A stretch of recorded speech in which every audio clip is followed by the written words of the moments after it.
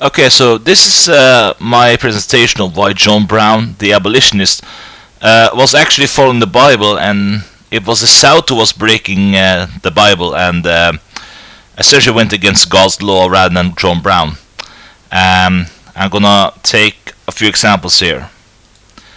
Now, in this case, this is like sort of like this anti-Christian propaganda by communists often, but it says slaves to obey your masters with respect and fear, and with sincerity of heart, just as you will obey Christ. Obey them not only to win their favor when their eye is on you, but as slaves of Christ, doing the will of God from your heart. Serve wholeheartedly, as if you were serving the Lord, not people, because you know that the Lord will reward each one for whatever good they do, whether they are slave or free. And masters, treat your slaves in the same way. Do not threaten them, since you know that he who is both their master and yours is in heaven, and there is no favoritism with him. So basically, to sum it up, this to like avoid rebellious acts. This sort of goes in a contrast with Romans 13:1-7. It sort of is about to respect the governing authorities, because they are sort of like the ones that are making the laws and such.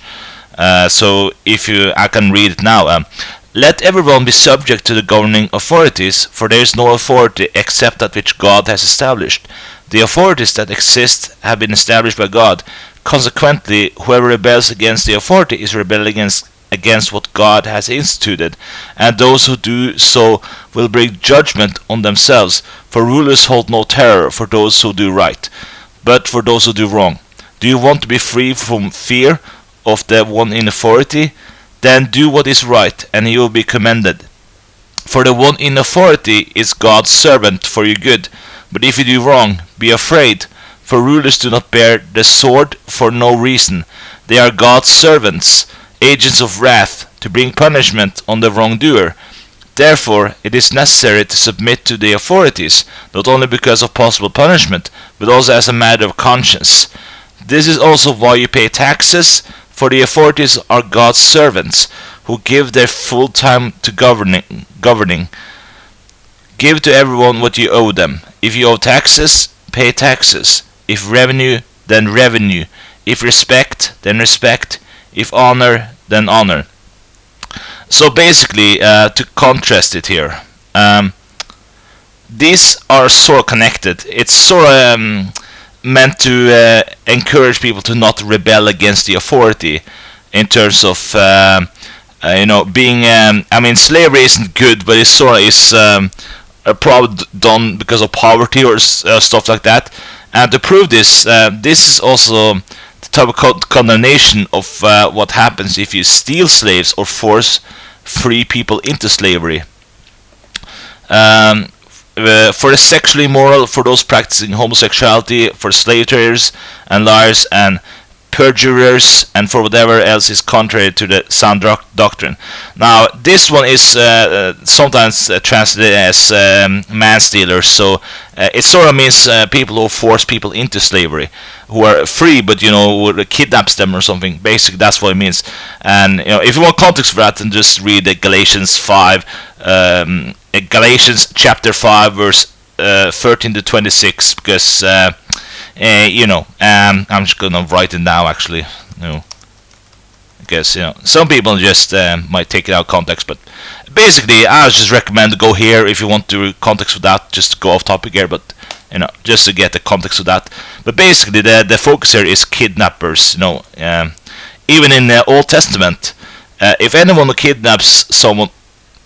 Anyone who kidnaps someone is to be put to death, whether the victim has been sold or still in kidnapper's possession.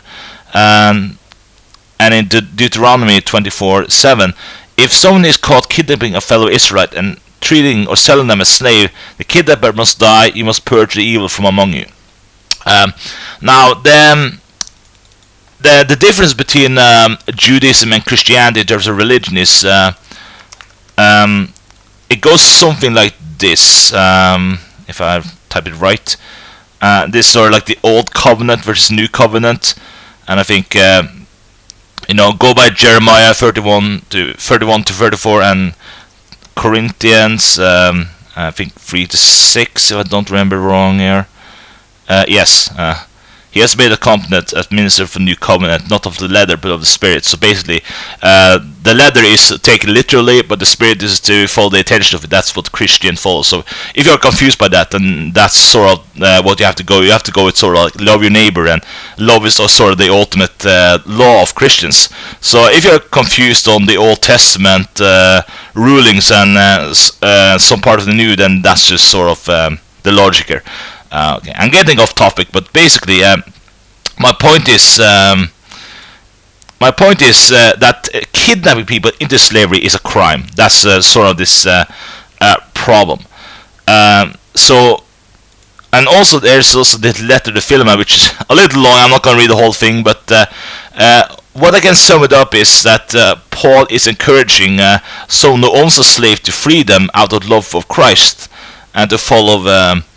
To let that slave serve Christ in freedom rather than in bondage, and that's sort of what Christians are supposed to be. We are supposed to encourage freedom for slaves rather than, to keep them in chains, and that's what the South, in a sense, disobeyed God on. They kidnapped people into slavery. They didn't follow God's law at all, and now you can ask yourself, okay, but isn't John Brown breaking this one though, right? Romans 13, verse 1 to 7. Is not allowing governments to do it, so isn't he breaking the law?